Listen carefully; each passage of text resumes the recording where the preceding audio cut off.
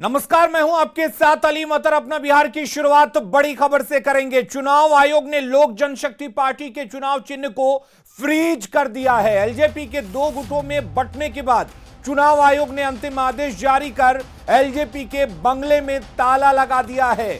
अब इस चुनाव चिन्ह पर ना तो चिराग पासवान के गुट का और ना ही पशुपति कुमार पारस के गुट का दावा होगा।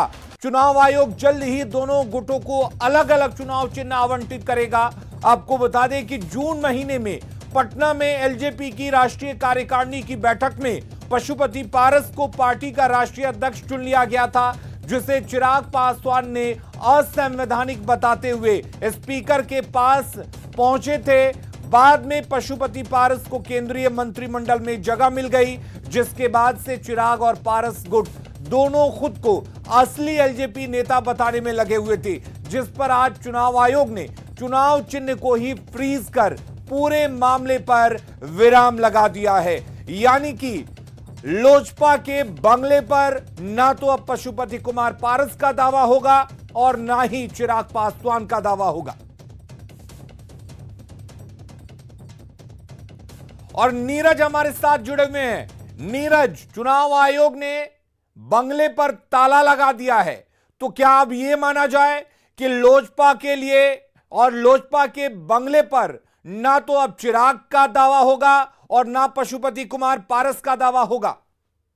बिल्कुल, दोनों खेमे में से किसी का दावा नहीं होगा इस चुनाव चिन्ह पर और इस पार्टी पर, लोक जनशक्ति पार्टी पर। लेकिन चुनाव आयोग ने अपने फैसले पर कई महत्वपूर्ण बिंदुओं का जिक्र किया। देखिए, पहला ये फैसला दिया कि लोक जनशक्ति पार्टी का इस्तेमाल दोनों खेमा नहीं करेगा। दूसरे आदेश के तहत ये बोला है कि कोई भी बंगले का इस्तेमाल नहीं करेगा।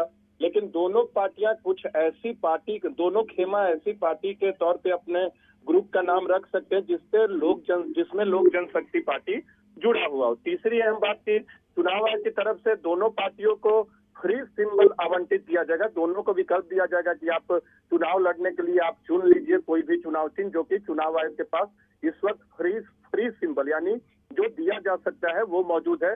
उसमें से दोनों खेमे को चुनना होगा। इसके अलावा दोनों खेमे को 4 तारीख को 1:30 बजे तक जानकारी दे देनी होगी कि उन्होंने नाम क्या चुना, उन्होंने क्या सिंबल चुना है। एक और महत्वपूर्ण जानकारी आपको दे दे कि ये अंतरिम आदेश है, चुनाव आयोग का अंतिम आदेश नहीं है। अंतिम तौर पे किसी न किसी खेमे का अधिकार लोक जनशक्ति पार्टी और बंगला पे होगा ही। उसके लिए चुनाव आयोग ने दोनों पक्षों से 5 नवंबर तक दस्तावेज देने को कहे हैं और उसके बाद चुनाव आयोग सुनवाई करेगा और यह तय करेगा कि किस खेमे के पक्ष में लोक जनशक्ति पार्टी और बंगला होना चाहिए। यानी कि यह अंतरिम आदेश है, अभी अंतिम मुहर लगनी बाकी है और इसमें भी अभी संदेह है कि हो सकता है बंगला किसी के हवाले हो जाए, अगर उससे जुड़े सही दस्तावेज दिए जाते हैं और चुनाव आयोग उस पर संतुष्ट होता है तो। बिल्कुल, बंगला किसी के हवाले होगा। लोक जनशक्ति पार्टी जो नाम है, रामविलास पासवान ने जिस पार्टी की स्थापना की थी, वो भी किसी एक खेमे के हवाले होगा।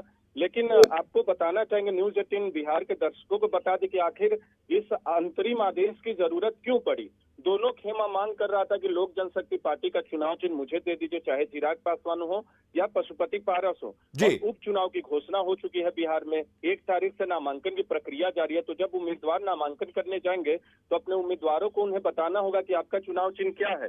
तो बंगला तो दोनों खेमा बता नहीं सकते अगर दोनों उम्मीदवार खड़ा करेंगे तो ऐसे में चुनाव आयोग ने 4 अक्टूबर तक का वक्त दिया है दोनों खेमे को। आप फ्री सिंबल में से चयन कीजिए और बताइए कि आपका नाम क्या होगा समूह का और आपका सिंबल क्या होगा। उससे आपको चुनाव आयोग मुहैया कराएगा और उससे आपके पार्टी के उम्मीदवार चुनाव मैदान में उतरेंगे। तो हमें इंतजार करना होगा कि आखिर तौर पे बंगला और लोक जनशक्ति पार्टी किसके पक्ष में जाता है। लेकिन ये व्यवस्था अंतरिम तौर पे की गई है ताकि उपचुनाव में किसी भी खेमे को दिक्कत ना हो और कोई एक खेमा बंगला या लोक जनशक्ति पार्टी नाम का इस्तेमाल ना कर सके। चलिए नीरज, बहुत बहुत शुक्रिया। तो बिल्कुल अभी बंगले पर किसका दावा होगा यह पूरी तरह से साफ नहीं है, लेकिन फिलहाल चुनाव आयोग ने लोजपा के बंगले में ताला लगा दिया है। अब चुनाव आयोग इस ताले की चाबी चिराग गुट को देता है या पशुपति कुमार पारस गुट को देखता है, यह देखने वाली बात होगी।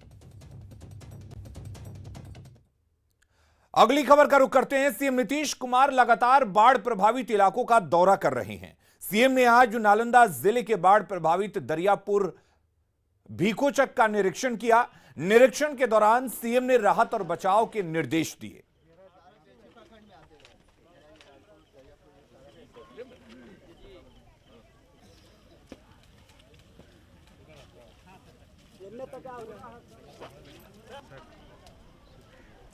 सत्रह सितंबर को पीएम मोदी के जन्मदिन पर बिहार ने टीकाकरण में इतिहास रचा था, लेकिन आज जब बापू की जयंती है तो उस इतिहास को बदलने की तैयारी में बिहार काम कर रहा है। आज एक दिन में 40 लाख लोगों को टीका लगाने का लक्ष्य रखा गया है और बिहार तेजी से लक्ष्य के करीब बढ़ता जा रहा है और 3 बजे तक का आंकड़ा 18,96,000 के पार पहुंच चुका है।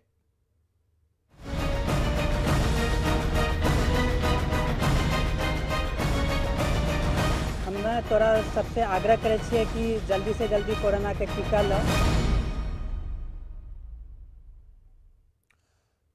और बिहार में चल रहे महा वैक्सीनेशन अभियान से जुड़ी बड़ी खबर आपको बताते हैं। बिहार में मेगा वैक्सीनेशन जारी है और दोपहर 3 बजे तक 18,96,059 लोगों ने, यानी कि करीब 19 लाख लोगों ने टीका लिया है।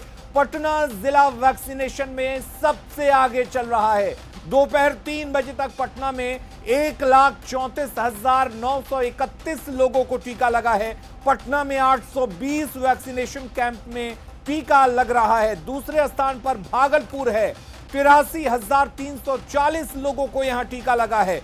आपको बता दें कि आज कुल 40 लाख लोगों को टीका देने का लक्ष्य रखा गया है।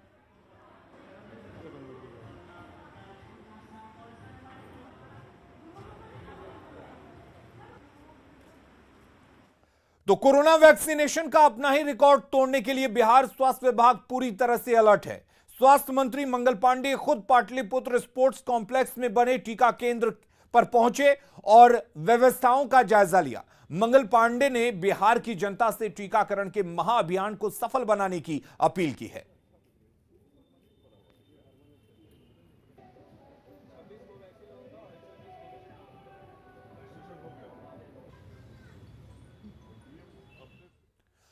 और अब बात साबरमती के संत की, जिनकी आज 152वीं जयंती है। में भी जलती रही गांधी तेरी मसाल, साबरमती के संत तूने कर दिया कमाल, साबरमती के संत तूने कर दिया कमाल। तो महात्मा गांधी की जयंती के मौके पर आज पटना में राजकीय समारोह का आयोजन किया गया। इस दौरान बिहार के राज्यपाल फागू चौहान, मुख्यमंत्री नीतीश कुमार और पथ निर्माण मंत्री नितिन नवीन समेत कई लोगों ने गांधी जी के चित्र पर माल्यार्पण किया। इस मौके पर मुख्यमंत्री नीतीश कुमार ने कहा कि बापू के बताए रास्ते पर हम सभी को चलना चाहिए। आकर सब लोग इसी बात को याद करते हैं। सब लोगों को हमेशा उनके विचारों को भी न सिर्फ उनको मान करके आगे चलना है, बल्कि नई पीढ़ी तक उनके विचारों को पहुंचाना है, ताकि देश आगे बढ़े, दुनिया आगे बढ़े और सब लोगों में आपस में प्रेम और भाईचारे का सद्भावना का। राष्ट्रपिता महात्मा गांधी की जयंती पर पटना के स्कूली छात्राओं और शिक्षकों ने भी अपने अंदाज में बापू को श्रद्धांजलि दी। सभी ने गांधी के सपनों को साकार कर स्वच्छ भारत बनाने का संकल्प लिया। पटना के गर्दनी बाग गर्ल्स हाई स्कूल में बापू और लाल बहादुर शास्त्री की तस्वीर पर माल्यार्पण किया गया और प्रार्थना सभा आयोजित की गई। वहीं छात्राओं ने गीत गाकर और शपथ लेकर बापू को श्रद्धांजलि दी। गर्ल्स हाई स्कूल गर्दनी बाग का जायजा लिया हमारे संवाददाता रजनीश कुमार ने।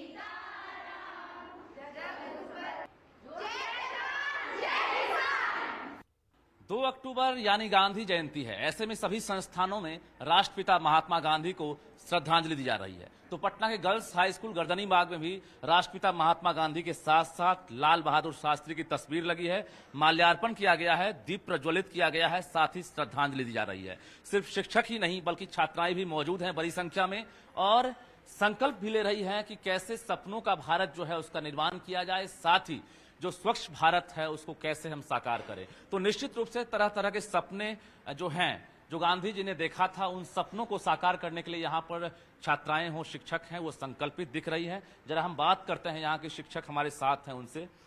मैडम, क्या लग रहा है, आज 2 अक्टूबर है, खास दिन, हर कोई एक संकल्प ले रहा है, कैसी तैयारी है आपके यहाँ, क्या संकल्प ले? हमारे विद्यालय में हमेशा से ये कार्यक्रम हर्षोल्लास के साथ होता आ रहा है और आज भी हम लोग मना रहे हैं।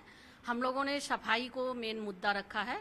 चारों तरफ हम लोगों ने, हमारी छात्राएं स्वयं सफाई की हैं। बिल्कुल, हमारे यहाँ जो बिहार में गांधी जी ने सत्याग्रह शुरू किया था उसका अभी हम लोगों ने पिछले वर्ष भी उसका बहुत हर्षोल्लास के साथ मनाया है, कोरोना काल में भी। और सबसे खुशी की बात है कि कोरोना काल जैसे अभी पूरी तरह गया नहीं है, अभी कुछ है ही, उसमें हम लोग आज एकत्रित होकर इस अवसर को हम लोग हर्षोल्लास के साथ मना रहे हैं कि आज हम लोग अपने पूरे स्कूल में या फिर पूरे भारत में स्वच्छ करने का संकल्प ले रहे हैं। कैसे डेडिकेट करेंगे आज 2 अक्टूबर को? हम लोग कुछ गीत सुनाना चाहते हैं गांधी जयंती पे।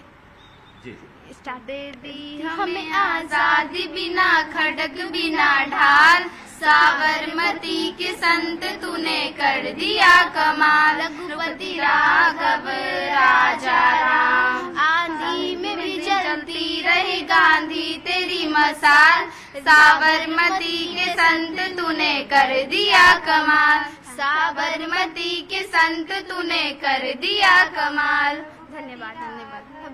राजा राम। तो ये छात्राएं हैं जो महात्मा गांधी को याद कर रही हैं और गीत के जरिए श्रद्धांजलि भी दे रही है। महात्मा गांधी को यूं ही नहीं कहा जाता है साबरमती का संत, तो दे दी हमें आजादी बिना खड़ग बिना ढाल, साबरमती का संत तूने कर दिया कमाल। वास्तव में महात्मा गांधी अमर हैं, अमर रहेंगे और निश्चित रूप से उन्होंने जो सपना देखा था, आज बिहार और पूरा देश उन सपनों को साकार करने के लिए कहीं न कहीं प्रतिबद्ध दिख रहा है। और यही वजह है कि पटना में छात्राएं हों या शिक्षक हों, उन्हें विशेष रूप से श्रद्धांजलि दे रहे हैं। कैमरामैन दीपक के साथ रजनीश कुमार, न्यूज 18 पटना। आज गांधी जयंती के मौके पर न्यूज 18 ने खास मुहिम शुरू की है और इस मुहिम का नाम है साफ सफाई जरूरी है भाई। बिहार के उप मुख्यमंत्री तारकिशोर प्रसाद ने न्यूज 18 के इस मुहिम की सराहना की और लोगों से स्वच्छता बनाए रखने की भी अपील की। आज गांधी जयंती के मौके पर वो खुद ही हाथ में झाड़ू लेकर अपने आवास के बाहर सड़क की सफाई करते दिखे।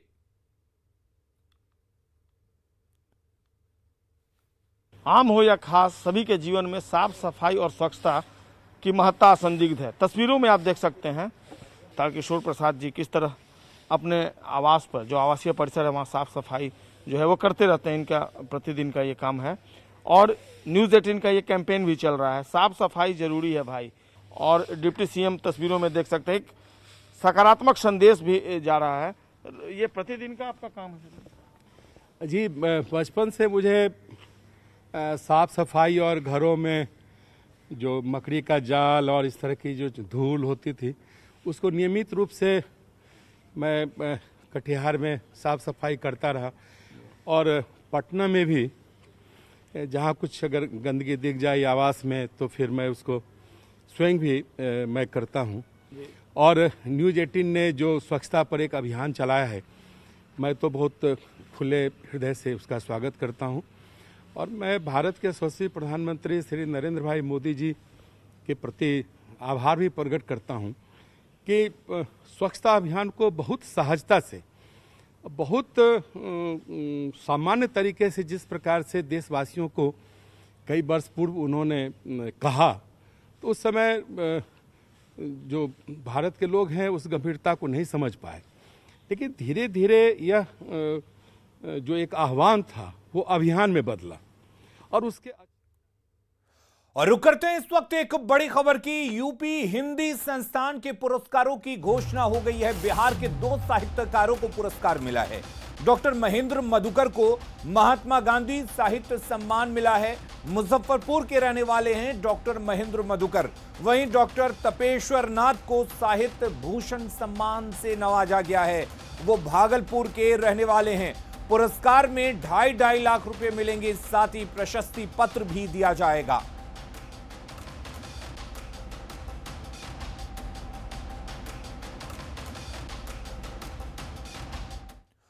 और अब बिहार के लिए एक अच्छी खबर। बिहार में बेरोजगारी की दर घट रही है। Centre for monitoring of Indian economy की ओर से जारी आंकड़ों में बिहार में महीने भर में 3.6% बेरोजगारी घटने की बात कही गई है। इस पर खुशी जताते हुए केंद्रीय मंत्री आरसीपी सिंह ने कहा कि केंद्र और राज्य सरकार विकास के लिए काम कर रही है। बिहार में नीतीश सरकार ने जो उद्यमी योजना चलाई उससे रोजगार के अवसर बढ़े हैं। क्योंकि बिहार की पूंजी क्या है? बिहार की पूंजी हमारे मानव संसाधन है और हमारे जितने प्रशिक्षित होंगे, जितने कुशल होंगे, उतना ज़्यादा प्रदेश के लिए सेवा कर पाएंगे, देश के लिए काम करेंगे और हमारे जीडीपी में और ग्रोथ होगा। तो एक अच्छी खबर है और हम लोगों को इस प्रकार का काम करते रहना चाहिए जिससे धीरे धीरे जो हमारे यहाँ एक फीलिंग हो जाती है लोगों को कि यहाँ बेरोजगारी बढ़ जा रही है, उसको लगाम लगाना चाहिए। वैक्सीनेशन अभियान को सफल बनाने के लिए स्वास्थ्य मंत्री मंगल पांडे लगातार जुटे हुए हैं, खुद केंद्रों का जायजा ले रहे हैं और लोगों से दोनों डोज लेने की अपील कर रहे हैं। मंगल पांडे पटना के होटल पाटलिपुत्रा अशोका पहुंचे, जहां स्वास्थ्य कर्मियों और टीका लेने वालों से बातचीत की। स्वास्थ्य मंत्री से बातचीत की न्यूज 18 संवाददाता रजनीश कुमार ने। क्या कहेंगे, आज 2 अक्टूबर है, गांधी जी को आप विशेष रूप से श्रद्धांजलि दे रहे हैं, नया इतिहास बनाएंगे।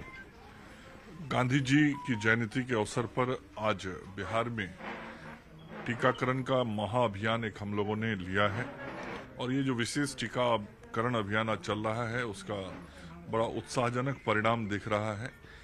अभी तक जो प्राप्त जानकारी है 20 लाख से अधिक टीका बिहार में दिया जा चुका है, जबकि आज मौसम बहुत ही प्रतिकूल है और राज्य के कई जिलों में बहुत मूसलाधार और तेज बारिश हो रही है। मैं राज्य की जनता का आभार व्यक्त करना चाहता हूं कि इस अभियान को सफल करने के लिए और गांधी जी को अपना श्रद्धांजलि देने के लिए आज इस कार्यक्रम को सफल करने में जो सब लोग ने सहयोग किया है वो निश्चित रूप से बहुत ही काबिले तारीफ है और आज राज्य की जनता के जागरूकता का ही परिणाम है कि हम राज्य के अंदर अभी तक 20 लाख से अधिक टीकाकरण कर चुके हैं और आज निश्चित रूप से एक बड़ा संख्या हम सब लोग रात होते होते अचीव करेंगे। सर बिल्कुल, तो मंत्री जी की अपील का असर हो भी रहा है और यही वजह है कि जो मेगा वैक्सीनेशन अभियान चल रहा है इसमें अब तक आंकड़ों की अगर बात कर लें तो हर घंटे कई लाख जो है आंकड़ा पार कर रहा है। तत्काल अगर बात करेंगे दोपहर 3 बजे तक बिहार ने 20 लाख के आंकड़े को पार कर लिया है। हालांकि पिछला रिकॉर्ड 33.5 लाख था। स्वास्थ्य मंत्री जी 40 लाख पर तो जवाब नहीं दे रहे हैं, लेकिन ये जरूर कह रहे हैं कि 33.5 लाख का आंकड़ा अगर संभव हुआ तो हम लोग पार कर जाएंगे। हालांकि मौसम साथ नहीं दे रहा है, उम्मीद यही करते हैं कि बिहार एक बार फिर से नया इतिहास बना सके। कैमरामैन दीपक के साथ रजनीश कुमार, न्यूज 18 पटना। और अपना बिहार के इस बुलेटिन में फिलहाल के लिए इतना ही, लेकिन खबरें लगातार जारी रहेंगी। आप बने रहिए न्यूज 18 बिहार झारखंड के साथ।